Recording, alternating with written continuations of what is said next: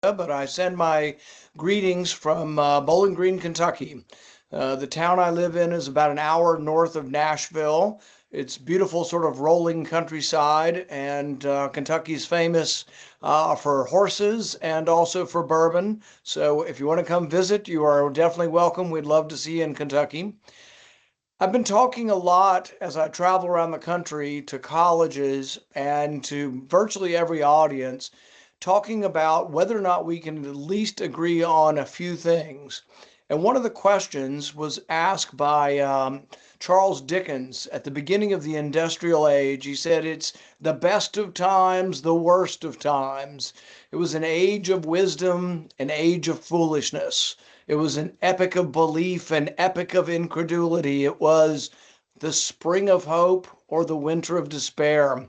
And I always think to myself, come on, Charles, tell us, which one is it? Was it the best of times or the worst of times? I think at the beginning of the Industrial Revolution, there was a lot that was unknown. There was a transition. And when there's a transition, there's an upheaval. So there was a great deal of movement from agrarian society to cities for work. There were a lot of kids that were working. There were a lot of things that happened in that transition that many on the left were troubled by and worried about. But now we have, without question, come along 200 some odd years. And if we judge the Industrial Revolution, we judge from the point of view of Adam Smith, capitalism and international trade, there is no longer any question, or there shouldn't be a question, that we live in the best of times economically. Now, do we have problems? Sure. And we'll go through some of the problems we face in our country. But whether or not economically we live in the best of times or the worst of times is without question been decided by the facts. There's a chart that people have pointed to in our country called GDP per capita.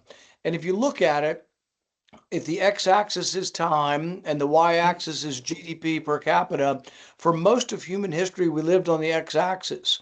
We lived a subsistence sort of, living. People, there was no such thing as obesity except for among the royalty. Now there's an abundance of food, and it's an extraordinary thing. If you measure those who lived in absolute economic subsistence level, $2 a day, poverty, ultimate poverty. In 1820, 98% of the world lived on $2 a day. That's where everybody lived and had always lived, other than a few select people. You fast forward to when I was married in 1990, we went from 98% of people living in abject poverty to about a third of the world. This isn't just the United States, this is the entire world we're talking about. You go from 1990 to the present, it's actually less than 10% of people live in abject poverty now. And it's just been an historic improvement in people's lot in life. And Adam Smith sort of described this, and it sort of coincides with the birth of our country, 1776, and the Wealth of Nations. And Adam Smith's great insight was that the division of labor, as the division of labor spreads, it's proportional to prosperity. So he actually says in the book that the extent of the division of labor spreading is the extent of prosperity. And I think we all understand that, when you had to make your own shoes, your own clothes, grow your own food, build your house, when you had to do everything, people weren't as rich. Capital formed when you had time to think, when you had people to pay to do these things. And as we divided and specialized the labor, we got richer and richer and more capital formed. We had more time to think, and we ultimately had more human ingenuity.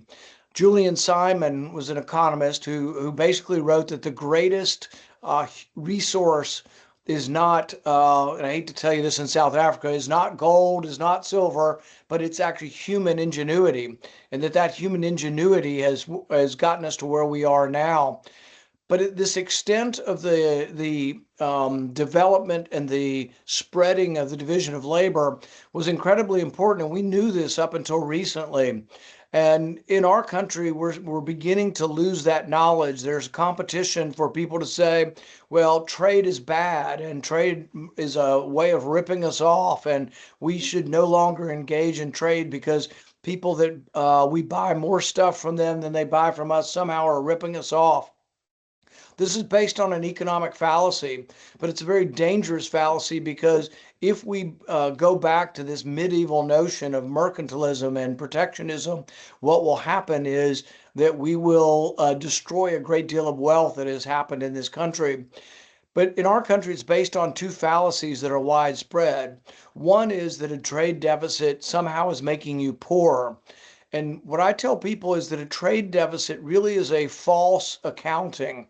So imagine everybody in the room bought a TV. I would say at Walmart, but I don't know if you have Walmart in South Africa. But let's say you go to a store and you all buy a TV, and it turns out the TV they were all built in America, and you gave $600. The store gave you a TV, but then at the end of the year, we drew a circle around all of you and said, "Oh no, all of your TVs came from America. You have a trade deficit." And so, therefore, America ripped you off. The reason it's a fallacy is because all trade is beneficial if it's free and voluntary. If you go to the store and buy a TV and you're happy with your purchase, how can I at the end of the year draw a circle around 100 of you who bought a TV and say, "Oh no, the TV came from America, or it came from China, or it came from some other country, so therefore we've been ripped off"?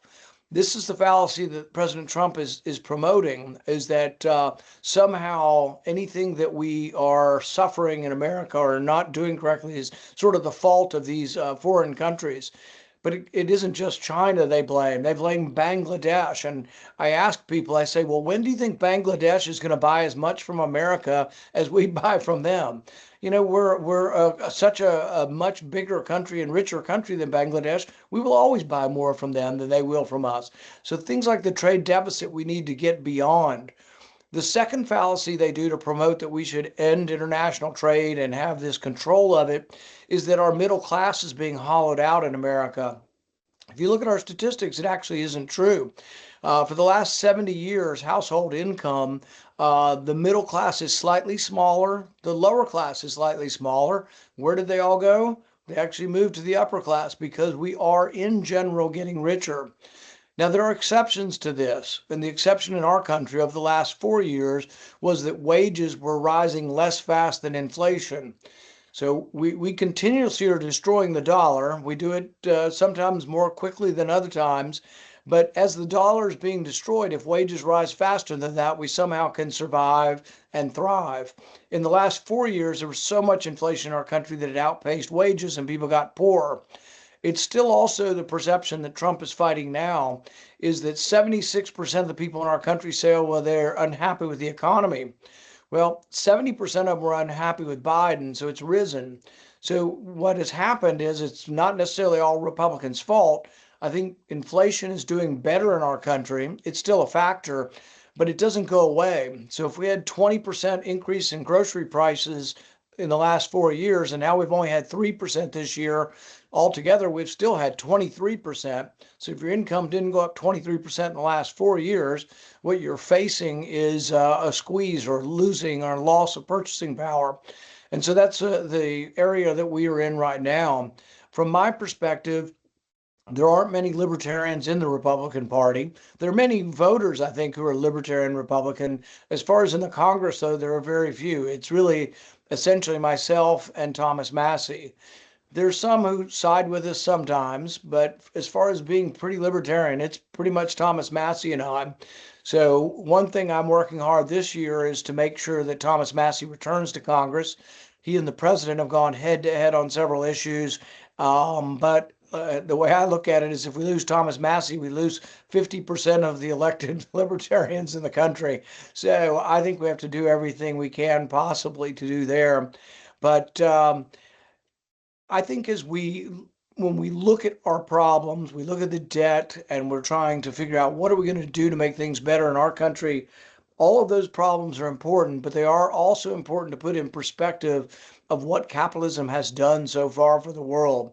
And I think we make that mistake sometimes, and people then say, oh, well, the deficit doesn't matter. Look, the economy's still percolating along. I think the deficit is a drag on us and a danger to our currency.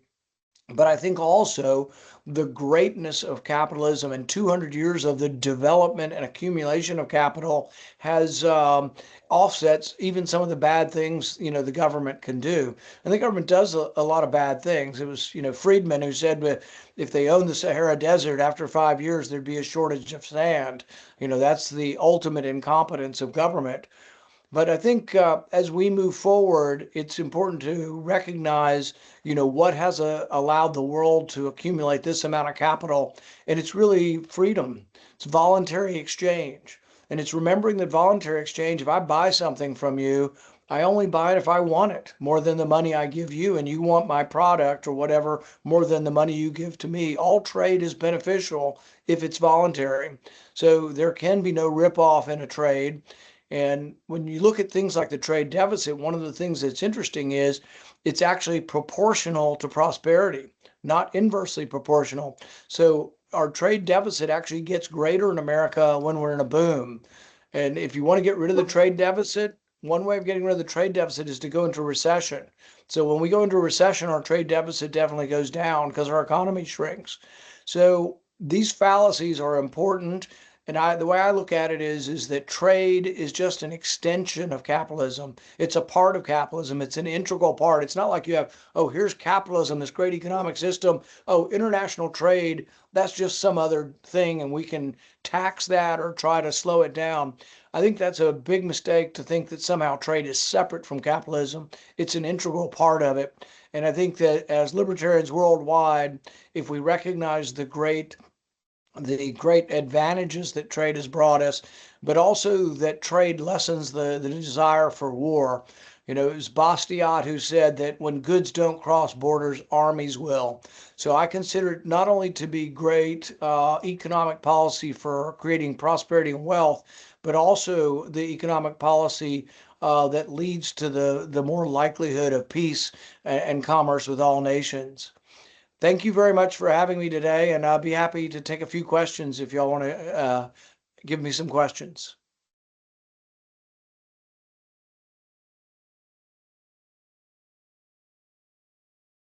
Thank you very much, Rand. I'm Leon Lowe. I'm one of the South African libertarians and one of your great admirers and fans, and obviously of your dad. So thank you for that. And I'm going to field the question and repeat it. Can you hear me well now? Is this okay? Yes. Okay, Yes, so if I stand coming through loud and clear. If I stand close to the mic, that'll do it. Let me do it on this side so I don't block too much. Okay, so questions and comments, please. None, you've dazzled everybody. Okay, I'm going to start on the left and move, or the right, my right, and move across to the left. So we start here with Andrew Kenny, who's a nuclear engineer and one of our top physicists in South Africa. Andrew. Working. Senator, can you hear me? Yes. Okay. Just to say that I'm a great fan of yours. You would be my vote for United States President, and I agree with every single word that you've spoken today. Slightly different topic. I greatly admired your attack on Fauci, who's the big liar, and probably cost lots of lives. Greatly admired that. Can you say anything about that? Yeah, when the pandemic started, my first impulse was I didn't like the government telling me what to do. I didn't like them enforcing upon me masks that I didn't think worked, 6 feet of distance, which I didn't think worked, and the idea that natural immunity no longer had any value. I got the infection in March of 2020, and I'm a physician, and the common knowledge of immunity since the Athenian plague in 436 BC was that once you've been infected, you may be able to get it again, but usually the second time you get it, if you get it a second time, it's less potent because your body already has seen the pathogen before. That went on for about a year that I fought mostly Fauci's ridiculous notion of closing the schools down. We knew in the first week that kids in China weren't getting sick. In fact, they weren't sure about the mortality numbers because they weren't counting all the kids. But it turns out the kids were getting the infection, and then you add the kids and all the asymptomatic adults into it. Instead of having a 3% mortality, you wind up with like a 0.3% mortality. And I'm not saying it wasn't deadly. I lost friends. I'm sure you guys know people who died from it. It was a deadly disease. But as it went on, I became captivated by the idea, as different scientists were pointing out, that the virus wasn't typical of that family of viruses found naturally. It had special genetic sites to allow the virus to enter the cell. One of them was called a furin cleavage site. And so I became fascinated that it looked like this had been engineered. The other thing that was unique about this, and there's a book called Viral, which I highly recommend, by Alina Chen. She points out that most animal viruses, when they infect humans, aren't very good at it. Why? Because animal viruses have evolved to affect the animal. When they make the jump to human, they sometimes can do it, but they're not very good. This is what we're seeing with the avian flu right now. The avian flu can infect humans. We've had about 5 or 6 people this year get it, but it doesn't go human to human. That's typical for animal viruses. When we had the first SARS virus in 2002, 2003, about 800 people died, but only about 8,000 people got it. So it had about a 10% mortality, but it wasn't very infectious. But when COVID hit, the extraordinary thing is it was human to human to human. It was so transmissible. And what Alina Chan basically points out and argues is that it was pre-adapted. And so what they do is they take these viruses, they grow them in human cells. So you can take an animal virus, but grow it in a mouse that has humanized cells. So it's a humanized mouse model where the lungs have the receptors of a human, and you send the virus through it. The animals get sick, and then you take the ones that are the sickest, you culture the virus out again, and you just keep doing it. It's called serial passage. But what you're doing is you're pushing the evolution of an animal virus to become a human virus. It's very, very risky. Most people argue that there has been no scientific benefit from it. We have never developed a vaccine that way. They can say they've gained some knowledge, but they've done this with the avian flu, and it's just absolutely crazy to take the avian flu and run it through serial passage to make it more infectious to humans. And it really is something we should not fund as a government or as a taxpayer. We should not be funding this. And so this has been my main beef with Fauci. He's mostly denied it and just said, oh, he didn't do it. And he parses the definition of gain of function to say, oh, wasn't really gain of function. And we've had this out. I think he's acted in a criminal way, and I referred him to the Department of Justice for prosecution, but I haven't had any luck. And then people complain, it's like, why aren't you prosecuting us? It's because I'm not a prosecutor. I don't have the power to do it. But he also has been pardoned by the auto pen. And so he has an auto pen pardon, which may or may not be valid. And so I've been trying to convince the Trump administration to take him to court and challenge that he broke the law, but then also challenge whether or not the pardon is sufficient since it wasn't signed in person by President Biden. Right, next, let's move across. There we are. Hi, Brand. I'm Peter Bailey. Speak, hold it right at your mouth. I'm Peter Bailey. A question on balance of trade. The way we see it here, and it could be completely wrong, is that the objective is not to balance trade. There's no objection to any balance of trade, but an objection to unfair penalization of American products and trying to rather aim for a fair and balanced tariff or no tariff at all. Nowhere have I felt that it had anything to do with trying to equalize and balance trade between two specific countries. Well, there are 2 different camps in the Trump world. One camp believes that all trade deficits are bad and we should do whatever we can to get to no trade deficit with any country. I think that's a foolish notion. There's another camp that's similar to what you're arguing, and that's that we should try to reciprocally lower tariff barriers and put pressure on other countries to lower barriers to our goods. There's not anything necessarily wrong with that if it's done in a systematic way. Part of the problem we're having is the president will get mad at the government of Brazil and he would just pop off and say, I'm going to put a 50% tariff on Brazil. And he does it out of pique and out of emotional anger. And look, I think the government has treated Bolsonaro unfairly, and I think we can make comment. But a 50% tariff is sort of chaotic to put something like that on. And then they put it on things like coffee. So we got tariffs on coffee in Colombia and Brazil, and we don't grow any coffee. So there's not going to be any Americans growing coffee because we just can't grow coffee in America. Our climate's not suited for it. Same with bananas. So it's kind of silly to put these tariffs, particularly on items we can't even make in our country.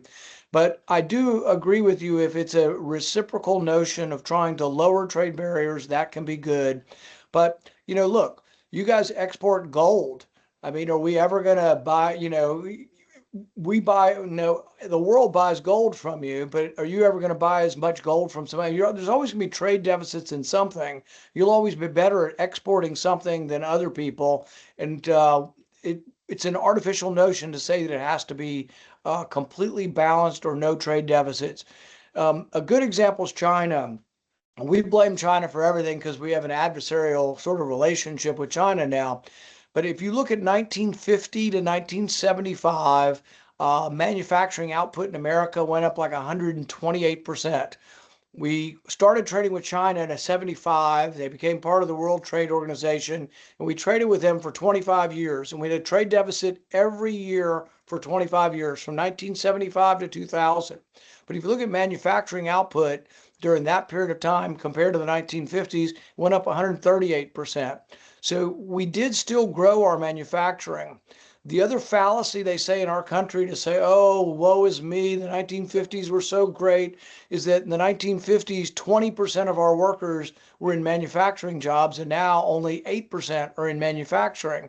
And you're like, well, that sounds bad. We got to reverse that. But the interesting thing is this. In 1900, 75% of American workers were in farming. And now only 1.6% is in farming. Is that a disaster, or is that mechanization, and is that technological advancement? Because we now grow like 3 times as much food on a third less land. And the one thing we do good in America is agriculture. We're very good at growing stuff. And so we just have to look beyond some of the statistics and realize fundamentally that there are so many good things, and that trade essentially is equivalent to capitalism. My fear is that Trump, in popularizing this, one, he does it by executive order. So it's a tax that's being passed, not by Congress. And so the danger is that it's done flippantly. And the danger also is that it's done chaotically. And in all likelihood, it's only going to last during his term. It may only last another 2 weeks, because our Supreme Court is in all likelihood going to rule that he's been acting in an illegal fashion. So there are a lot of questions that this incurs. And if we really thought we wanted to put in tariffs, doing it by law has much more certainty, because the laws last longer than executive orders. Thank you. From Lonnie? Thank you so much, Senator. Wonderful to see you. My question is a simple one, and that is, you are a free market person. You believe in the free market policies. Do you think that the free market policies are winning worldwide at the moment? In other words, are we seeing more economic freedom around the world? Should we, as libertarians and believers in the free markets, be optimistic about the free market policies, or are free market policies losing momentum and reversing? What are your thoughts on that? Are we winning in the free market movement? Yeah, I would say it's always a continuous struggle, because what the other side, and there's always another side when there's voting, if you have a democratic republic or a democracy or whatever you have, as people vote, there are 2 competing forces. One side will say, I will give you a free car, I'll give you free education, I'll give you free food. And then the libertarian side says, no, I'm going to give you the rule of law, an opportunity, and an economic system that has created wealth beyond your wildest dreams. But what we're offering is not concrete, it's intangible, and it isn't as alluring as a free car. So it's amazing that we ever win, to tell you the truth. And some have been pessimistic, saying that eventually free, something for nothing, will always beat an ideal. And that's a real question. And I tell people all the time, we have to be better at selling our message because their message is easier. They're going to give you something for free. But people are actually smarter than you think, because I'll tell people all the time, they've given you free stuff, but are you any better off than you were 10 years ago? Have you come out of poverty with free stuff?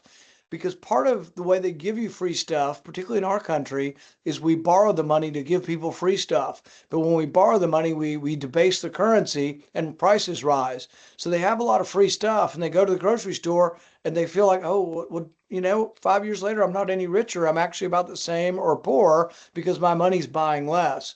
And so, but these are difficult arguments. And so saying who's winning or losing, I think the facts show that capitalism is extraordinary and capitalism is feeding the world. Does everybody understand that? No, it's a continual battle for us to try to take that message to everyone, and you can't let up. The moment you let up, I think disaster strikes, and I would guess it's even more difficult for you in South Africa with that message. So, but you can't give up, and the fact that you're still there, many of you, is a testament that you are sturdy and willing to continue to fight for your country. Thank you. Next is someone here. Any others in the meantime? Yes, there. Okay. Hello, Senator. I'm very interested in your acknowledgement that the natural immune system was very key and you didn't want it to be removed with the things that were happening with the vaccines. But a lot of us know a lot about the vaccine damage that went around globally. And so it sent us scuttling away from the normal kind of pharmaceutical world, and we're all now looking for natural health. Natural health foods are the basis of natural medicines. But my question to you is the same thing happening in America, because all the things that we hear about America is that their food is what's making people sick. And so it's very interesting that you say that you're growing enough food, but is it not having too many additives and too little nutrition inside it? Is there any movement happening in America similar to what is happening in a very small way here? The question is about movement towards what, more better health, that kind of thing? Can we repeat the question? Oh, okay. Can you hear me? No. You'll have to get the mic. You're Come up somebody. here. Yeah. If you'll Basically, come the out where you question- can be seen. Yeah. The question is about natural food. In other words, food that's grown organically. So the actual immunity that comes from the soil that goes into the plants, which is what you seem to see straight away as soon as all this COVID information came up. You straight away saw, but what about your natural immunity? And we are now back on that track because we fear pharmacy, because of what happened, how many people died with the backs. So Yeah. we want to know, I think I've got it. we're doing it on the same track now? Yeah. I think that I'm sort of somewhere in the middle is what I would say. I don't deny modern medicine. I don't deny modern vaccines. I've taken vaccines in my life. I grew up taking vaccines, so I'm not against that. I'm for a rational approach to this. So we had a rational approach even before modern medicine. I'll give you an example, and I have this in my book. I wrote a book called Deception, the Great COVID Cover-Up, and in it, I tell the story of George Washington. So in 1778, Martha wants to come to visit him at one of the camps, and he says, well, you can't come unless you're inoculated for smallpox. And the inoculation actually did have some risk, because you took live smallpox from someone's arm from under a scab. You made a puncture wound in your arm and you put some of the pus into your arm, and it was a live vaccine of smallpox. They typically found someone who had a mild case of smallpox and had already started to have an immune response, but it worked pretty well as an inoculation. But Washington himself didn't take it. You're like, why did he make his wife take it, but then he didn't take it himself?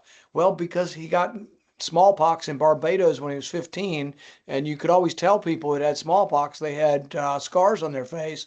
And so he was rational enough to say, oh, I'm not just going to get a vaccine. But now we live in a time where they're like, I'd already had it in March, so I might have gotten vaccinated.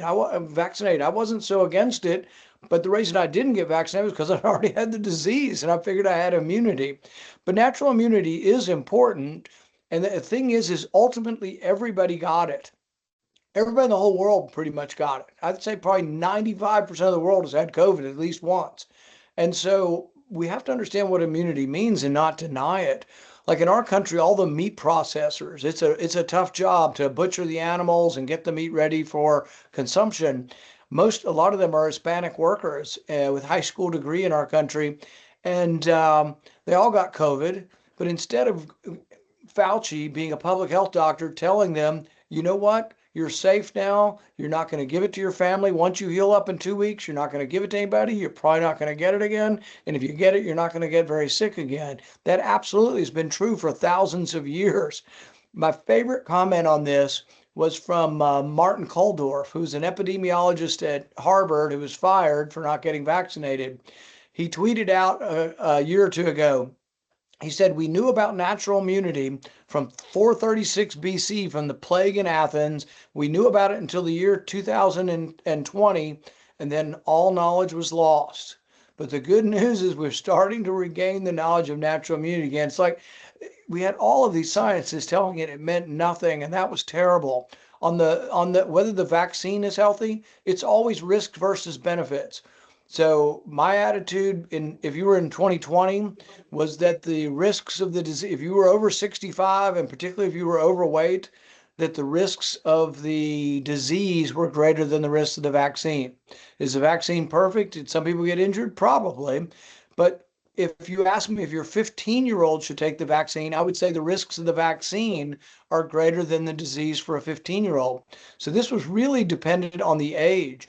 And interestingly, in our country, people over 65, even people who grumbled about the vaccine, about 97% of them got the vaccine because they saw older people dying from it. And then some people resisted and that already had the disease, and that's up to them. But I think it wasn't that vaccines are all bad or all good. It's always, but what's happened in our country is I think they were dishonest with us, telling us all to be vaccinated whether we had the disease or not. And I think because of that, we've lost more trust in the community. And there is sort of a wellness movement in our country to try to be more aware of nature, more aware of food, more aware of health and exercise. So I think it's a healthy skepticism towards some of what Big Pharma has been feeding us. But it's, in my mind, not an absolute thing where I'm not ready to say, oh, I'm not going to take antibiotics from Big Pharma. There still are miracles of modern medicine we shouldn't dispute. I'm going to have to run, but I want to thank everybody for having me.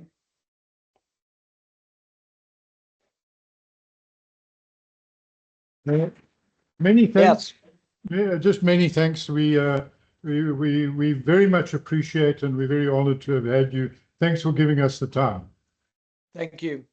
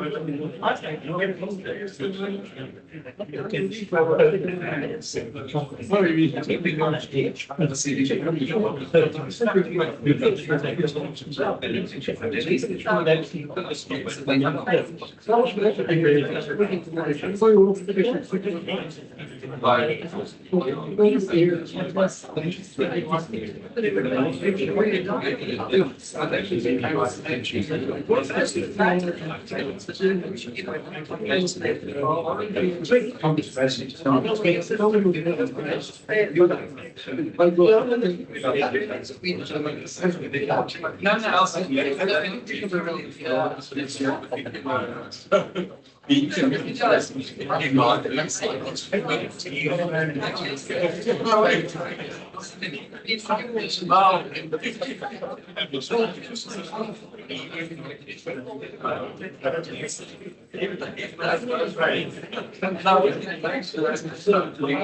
got 15 minutes before the next online.